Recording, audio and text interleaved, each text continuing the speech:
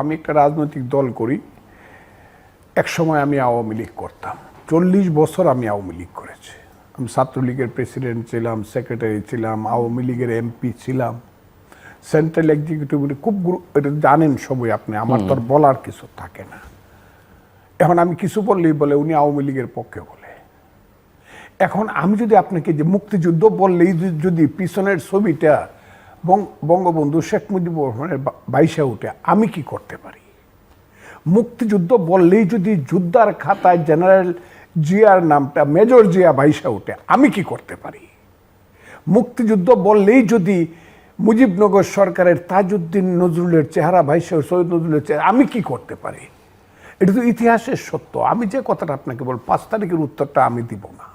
এই কারণে দিব না, আমি জিজ্ঞাসা করবো যারা গত 15-16 বছর তার মেয়েকে ব্যবহার করে, অথবা তার মেয়ে ব্যবহৃত, অথবা তার মেয়ের নেতৃত্বে এই দেশটাকে যারা লুট করে, আঙ্গুল ফুলে কলা গাছ ফুলে বট গাছ হয়েছে, ওইসব আমি খুব বাজে ভাষায় বলি।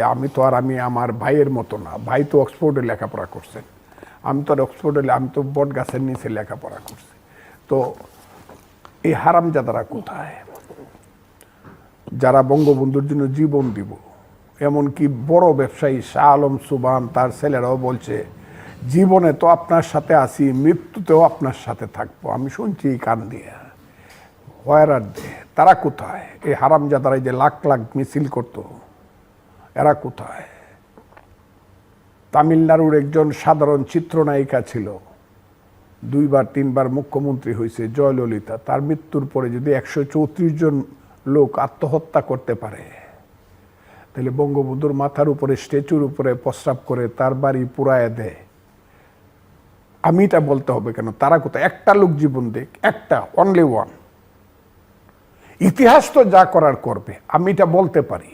ইতিহাস কি করবে এই ব্যাপারটা বলতে পারি। আমি এইখানে বলছি, ঠিক আছে হাসিনা বাজে বক্তৃতা করছে, বঙ্গবন্ধু বাড়িতে। আমি এক সময় বলছি না যে শেখ মুজিবুর রহমান খুব খারাপ মানুষ ছিল, আপনারা যে শূন্য থাকেন। কারণ 66 সনে সে 6 দফা দিয়া এই দেশে কইছে যে আমি শোষিত হচ্ছি, আমি বাঙালি শোষিত হচ্ছে। সে কত খারাপ কাজ করছে 6 দফা দিয়া। এই 66 সনে 6 দফা দিয়ে সে স্লোগান শিখাইছে, তুমি কে আমি কে, বাঙালি বাঙালি, তোমার আমার ঠিকানা পদ্মা মেঘনা যমুনা। অথচ আমাদের কত সুন্দর স্বাদের পাকিস্তান ছিল, আদমজিরা আমাদের দেশের মালিক ছিল, ইস্পাহানিরা আমাদের দেশে আসতো। এখন এই 75 বছর পরে দেখতাম আদমজির নাতি গাড়ি দৌড়ায় যাইতেছে, রোলস রয়েস গাড়ি, আমি হাততালি দিতাম। এই বেটা এই খারাপ কাজটা করছে। আরও কত পাঞ্জাবি ছেলেরা, সুন্দর সুন্দর ছেলেরা এসে আমাদের বোনদেরকে বিয়া করলে কত সুন্দর বাগনা বাগনি হইতো। এই খুব খারাপ কাজ করছে শেখ মুজিবুর রহমান, তার বাড়ি পুড়িয়ে দেওয়াই দরকার। কিন্তু আমি জিজ্ঞাসা করি, আমার জানা মতে এই কথাগুলো কিন্তু উঠবে, 7 জন বীর শ্রেষ্ঠ, তাদের স্কাল্পচার ভাঙ্গা হলো কেন বাংলাদেশে? 7 জন বীর শ্রেষ্ঠ, কি বলবো, কাকে বলবো? আমি কি আর্মিকে জিজ্ঞাসা করব? আমি কি জেনারেল ওয়াকারুজ্জামানকে জিজ্ঞাসা করব? আমি কি আর্মির অন্য কোনো লোককে জিজ্ঞাসা করব? আপনার কি মুক্তিযুদ্ধের ধারায় বাংলাদেশের আর্মি না? এই 7 জন লোক জীবন দিছে, বীর শ্রেষ্ঠ হয়েছে বলে তো আপনি বাংলাদেশের স্বাধীন দেশের আর্মি। না হলে কোন বেটা বাংলাদেশের বাঙালির ছেলে পাকিস্তানের জেনারেল হয়েছিল? কে লেফটেন্যান্ট জেনারেল হয়েছিল? এমএজি উসমানের মতো একজন প্রতিভাবান সামরিক অফিসার, যাকে জেনারেল মন্টুকুমারি বলছিল যে this boy once he will be the general of India. Bharat ভেঙে পাকিস্তান এসে কর্নেল হয়ে রিটায়ার করতে হয়েছে। সেই যে আর্মির জেনারেলরা বৈশা আছে, হাজার হাজার general, lieutenant general, major general, brigadier general, তারা কেন দেখে না যে ঠিক আছে শেখ মুজিবের বাড়ি ভাঙ্গে দেয়? কিন্তু এইসব ভাঙ্গে দেয় কেন? 7 জন বীর শ্রেষ্ঠ ভাঙ্গে দেয় কেন? স্কাল্পচার ভাঙ্গে দেয় কেন? ওই সুনামগঞ্জের হাওরে কৃষকের সুন্দর ছবি, টাঙ্গুয়ার হাওরে মানুষ যায়, ওই গাছের নিচে বসে বিশ্রাম নেয়, সুন্দর ছবি দেখে কৃষকের কাস্তে হাতে ধান কাটছে মাতলা মাথায়, সেই ছবি ভেঙে দেয় কেন? কেউ কি কোনোদিন জিজ্ঞাসা করছে? আমি আজকে পড়ছি পত্রিকায়। তাইলে এইটা শেখ মুজিবের বাড়ি পোড়ানো তার ছবি ভাঙ্গার প্রশ্ন না, এটা হলো মুক্তিযুদ্ধকে পুরায় দেওয়ার ব্যাপার। যে মুক্তিযুদ্ধ আমার মা, বাংলাদেশের মায়ের নাম হলো মুক্তিযুদ্ধ। আমি বারবার কথাটা বলতে যে কেউ না বুঝে আমার, কারণ মুক্তিযুদ্ধ করছিলাম বলে এর পেট ছিঁড়েই বাংলাদেশটার জন্ম হয়েছিল, না হলে এটার নাম ছিল পাকিস্তান। কাজে যারা মাকে স্বীকার করে না, যে মায়ের ঘরে জন্ম নিচ্ছে তাকে স্বীকার করে না, তাদেরকে আমি কি বলবো?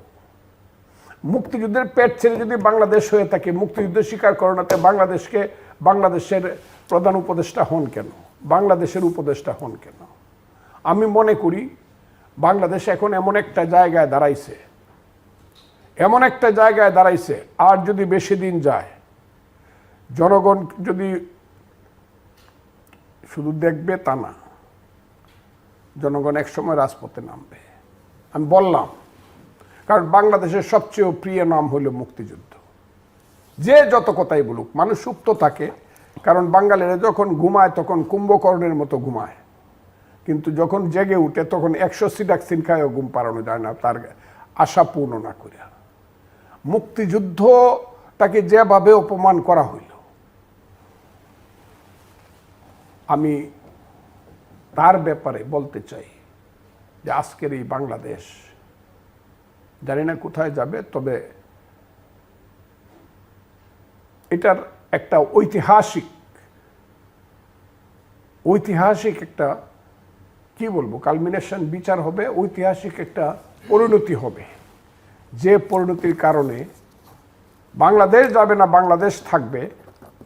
কিন্তু যারা আজকে মনে করতেছে যে এটাকে পাকিস্তান বানায় ফেলবে, আজকে যারা মনে করতেছে এটাকে আফগানিস্তান, ইরাক বানায় ফেলবে, আমি কথাগুলো সবসময় বলি, বা আজকে যারা মনে করতেছে যে এটাকে IS এর রাজত্ব বানায় ফেলবে, এত সোজা না।